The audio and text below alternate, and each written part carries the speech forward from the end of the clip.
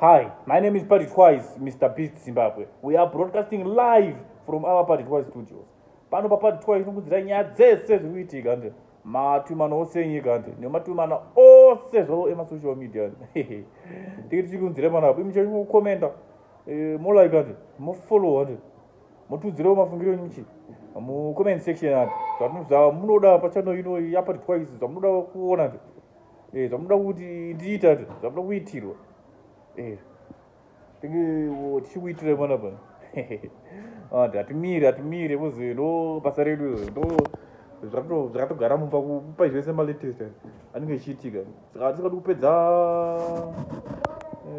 kupedza ndikirena watikadi kupedza munamato dzidzira chiporo nhasi nyaya futi yachipo boys awewe kumbolikiswa sindi rake papaya vanoizi kumbolikiswa ndikirena sindi rake papaya hande vhura futi hombe anenge nyinguvhura iri anenge nyinguvhura hombe so isu hatoizi vanomona imwe vhidhio rake ichilazwa muchibage boys ichilazwa muchibage boys chipo ndikitirabokosa boys